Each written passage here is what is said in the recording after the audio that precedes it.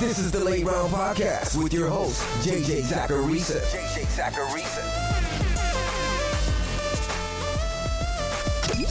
What's up, everyone? It's JJ Zacharisa, the editor-in-chief at FanDuel and at NumberFire.com, and this is episode 270 of the Late Round Podcast, one of the many shows that are part of the FanDuel Podcast Network. Thanks for tuning in. There are a ton of running back by committees in the NFL, tons of them. And as a result, the idea of handcuffing has kind of become irrelevant in fantasy football. Like, Matt Breida isn't a handcuff to Tevin Coleman. Matt Breida himself has standalone value.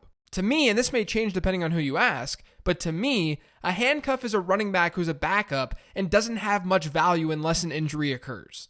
That's how I defined a handcuff when I did a big study on the topic a couple of years ago.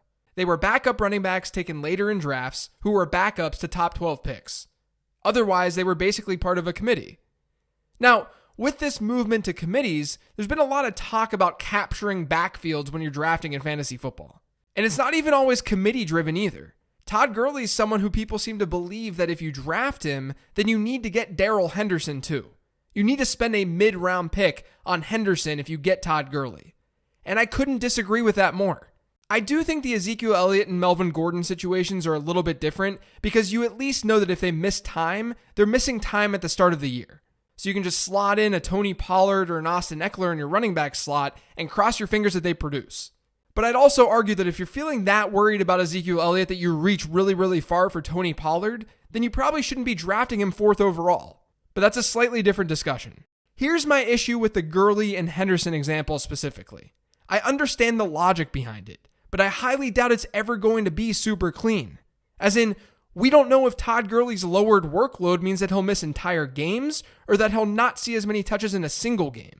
If he misses entire games, then sure, having Henderson might be helpful. But I'd also argue that if he misses entire games and you're worried about that to the point where you're drafting Darrell Henderson earlier because you want to lock up that backfield in some way, then you shouldn't be taking Todd Gurley with a top 2 round pick anyway. You should just draft Darrell Henderson. But we could also run into what I'm most worried about with Todd Gurley, and that's just unpredictable volume. If you have both of these players and their volumes start to become unpredictable, then you're just inviting a mess to your fantasy football team. Maybe another example will help. I got a question from someone asking if they should draft both Chris Carson and Rashad Penny, since Penny would have flex appeal but also a lot of upside if something were to happen to Chris Carson. I mean, sure, maybe Penny's going to have flex appeal, but he has no appeal in the flex when you've got Chris Carson in your lineup. Like, you know that you're not going to play both of those guys together. So you're essentially just drafting Penny as a handcuff to Chris Carson. Now, you might be saying the same thing that any person who likes handcuffing says. Okay, JJ, but what happens if an injury does occur? Well, what happens if an injury occurs to Phillip Lindsay and you drafted Royce Freeman in round 8 instead of Rashad Penny in round 7? What happens if Alvin Kamara goes down and you drafted Latavius Murray instead of Rashad Penny? In those scenarios, you're getting an upgrade at running back, and then you already have a strong running back in Chris Carson. In a scenario where you went with both Chris Carson and Rashad Penny, if Carson goes down or if Penny goes down, you're just upgrading one spot in your lineup.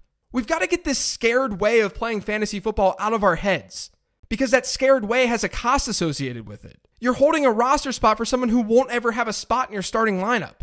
You're just waiting for an injury to occur when that injury might not ever occur. This is why I generally say if you're handcuffing a running back, go with a running back that's not on your roster. Get Chase Edmonds if you don't have David Johnson. If David Johnson gets hurt, you've all of a sudden got a potential starter who is sitting on your bench. It's not like your running back that you drafted in the first round has any more or less chance to get hurt in most cases than anyone else's running back. Just because the player is on your team doesn't change the likelihood that he gets hurt. I generally don't handcuff unless it's a deeper league. If you're in a league with 15 or 16 players rostered, handcuffing shouldn't really happen in the traditional sense. But this whole idea of locking up backfields is really backwards to me. A lot of times, if an injury happens or something changes, backfields just become split, which means you're really capping your upside. But then on top of that, even if there are 2 productive running backs in that backfield, like Chris Carson and Rashad Penny, it's very rare for you to be starting or wanting to start both of those running backs each week. So don't get Nyheim Hines if you get Marlon Mack. We already have some idea of what would happen to Nyheim Hines if Marlon Mack got hurt. We know the upside isn't that great. Don't feel this urge to get Dion Lewis if you have Derrick Henry. Just draft those players as standalone values. Like, I love Dion Lewis this year. I think Dion Lewis is a great pick. I don't get him only if I get Derrick Henry. It's a really low ceiling way of playing when your goal is to have a powerhouse first place team. Before getting into the mailbag questions this week, I wanted to send another reminder to check out the Numberfire draft kit before your fantasy football drafts. In it, you'll have access to expert rankings, including my rankings, but then there are auction values from the Numberfire algorithm, defensive matchup data, and so much more.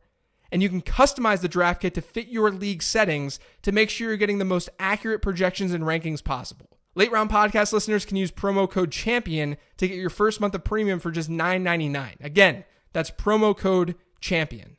Start your journey to a fantasy football championship today. This first question is from @AW26281. Are you fading James White for the same reasons mentioned in players to avoid as Tariq Cohen? This is a really fair and good question because James White also saw a lot of his production last season come as a receiver, and that's something that historically has regressed for running backs year over year, at least running backs who finished as top running backs the previous season. That's what I talked about in the podcast that you referenced on players to avoid, which you can listen to if you just skip back a few episodes in the podcast feed. I don't necessarily think that James White is overrated, but I think people are fooling themselves if they think he has the same kind of ceiling that he showed during the front half of the 2018 season.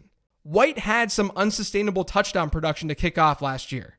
Through the first 7 games, he had 6 receiving touchdowns. He had 1 receiving touchdown throughout the rest of the season, including the playoffs. Meanwhile, he had 5 total rushing touchdowns last season, and 3 of those came in games where Sony Michel was sidelined. And 2 of those touchdowns came from the 1, with the other one coming from the 8. That's Sony Michel's area of the field when he's healthy. Sony Michel would get those touches.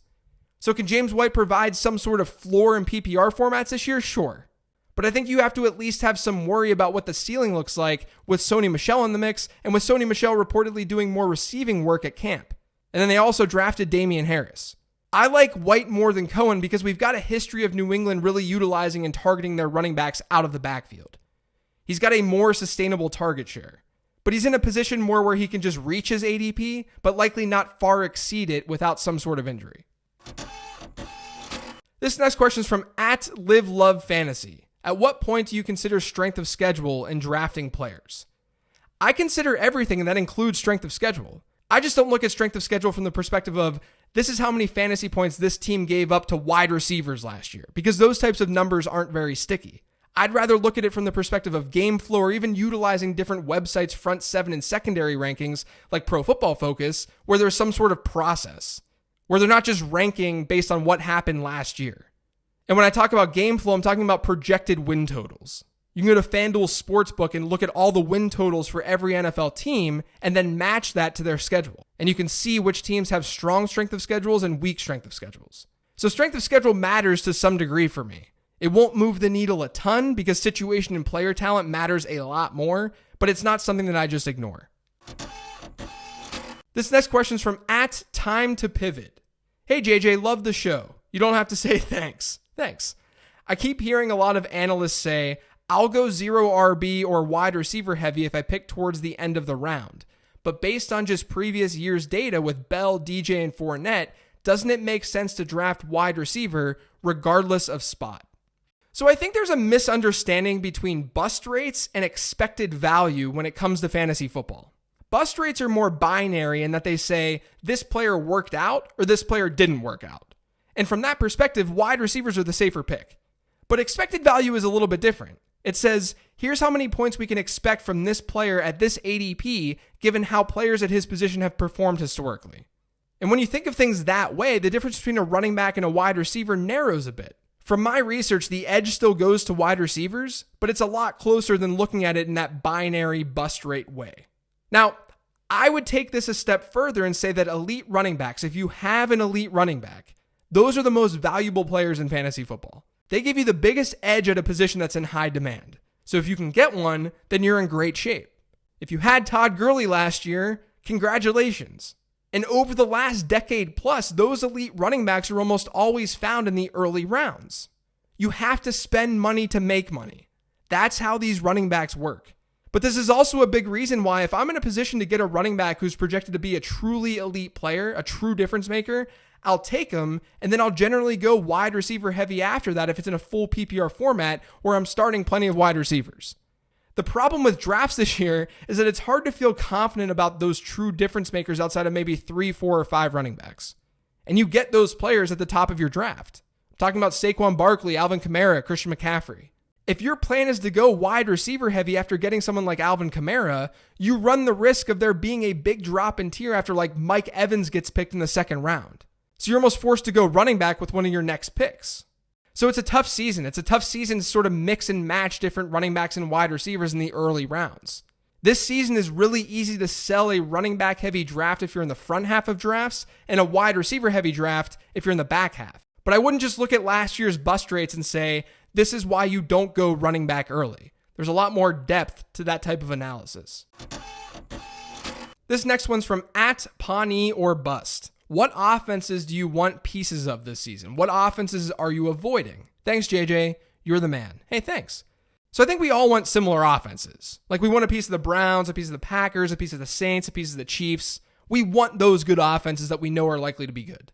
A lower key one that I've been targeting is San Francisco, despite Jimmy Garoppolo looking not so great so far in the preseason. We know the system is good, and the prices for those players outside of George Kittle are very, very fair. People keep saying that offense is going to be a mess distribution-wise, and maybe that's true, but it's not like you're paying a huge premium on those guys outside of George Kittle. All of those guys are pretty cheap. Kyle Shanahan put together a very competent offense last year with Nick Mullins as his quarterback, and the running backs ranked 5th in yards from scrimmage.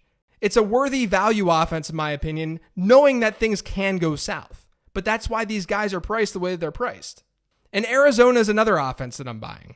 I'm not all that concerned with the way that the first team offense has looked in the preseason because it's highly unlikely that this is the type of pace they're going to play at.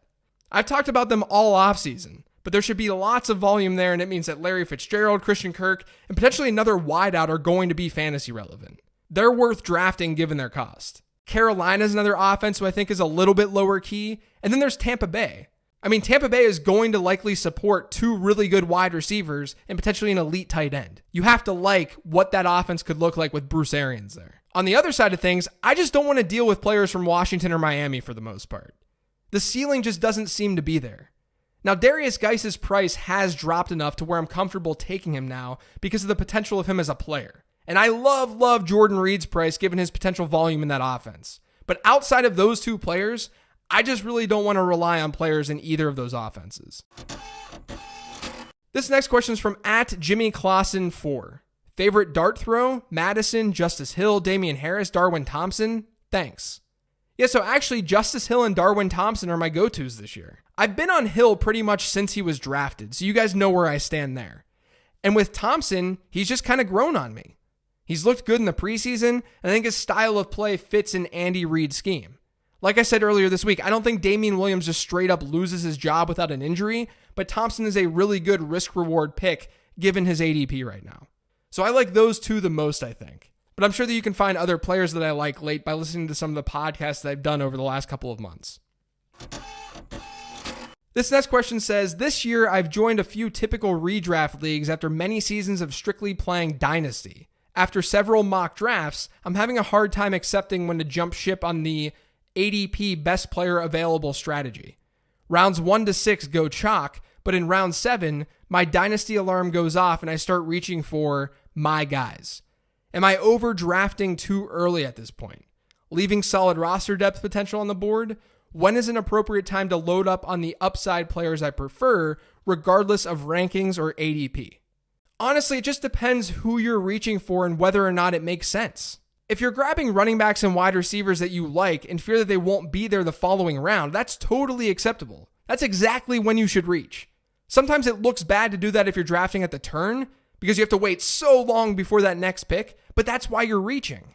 You're ensuring that you're getting that player. Now, once round 5 or 6 hits, things really take a nosedive historically speaking. There's not a ton of difference in expected value between guys being drafted there and players going in rounds 8 or 9. So it's fine if you want to reach there a little bit. Just don't be the person who's drafting David Montgomery in the first round when you know that you don't need to get him there. And remember, if someone else gets your guy, that's okay. There's still a chance, and oftentimes a good chance, that the player just won't work out anyway. So I'd say maybe through round 4, play it a little bit safe. But it all depends on who you're talking about here and how far you're reaching. This next question says, I'm picking no later than second in my 3 drafts. Are you okay with taking the same guy in all 3 drafts? I mean, in an ideal world, I'd differentiate between those 2 guys, like Christian McCaffrey and Alvin Kamara. The early rounds have such a big opportunity cost. And I'm sorry for always using that word, but it's a very important word in fantasy football drafts. But the early rounds have such a big opportunity cost that if something happens to that one guy that you keep drafting, it can really hurt your teams. And considering the outlooks for Kamara and McCaffrey are fairly similar, there's no reason to just pick one of the 2 over and over again unless your risk tolerance is just really high. But the fewer leagues you're in, the less important for differentiation. And if you're only in 1 league, I'd probably be more inclined to reach a little bit more to ensure I'm grabbing the players that my research says are undervalued or players who I just really want. Because fantasy football is meant to be fun, you guys. Though I can't imagine just playing in 1 league because I'm such a degenerate for this stuff. This last question is from @ChrisNowak87. How do you approach a PPR league that starts 2 quarterbacks, 2 wide receivers, 1 running back, and 5 flexes? I'm lost. To be honest, leagues with a lot of flex spots are easier to draft in. Because instead of having to compare across positions, you're now just comparing the raw fantasy points from one player to the next. The first thing that you want to look at, though, with any league is supply and demand. What are your roster restrictions? And how does that differ from the typical league that you're used to drafting in? In this league, you're starting 2 quarterbacks, so you know that quarterback will go earlier than usual. You're starting 1 fewer wide receiver, or maybe the typical number of wide receivers with just 2, but you're also starting just 1 running back. Since this is a PPR format, wide receivers are going to give you more consistent production in those flex spots. And honestly, it makes it easier to draft wide receivers in this case because your roster dictates that you need 2 of them versus 1 running back. And all the while, since you're not starting a tight end, you can mostly ignore the position unless a value presents itself. So really, in this case, you can probably mostly punt running back, go crazy with wide receivers, and be reactive to your quarterback picks. You can listen to my Superflex podcast, which is episode 139, to get a better idea of how to approach the position when you draft. But in a league like this, you definitely should be grabbing as many top wide receivers as you can. That's it for today's show, though. Thanks to all of you for listening. If you've yet to subscribe to the Late Round Podcast, make sure you are pretty much anywhere podcasts can be found. You can also follow me on Twitter @LateRoundQB. Thanks, everyone. Have a great rest of the week.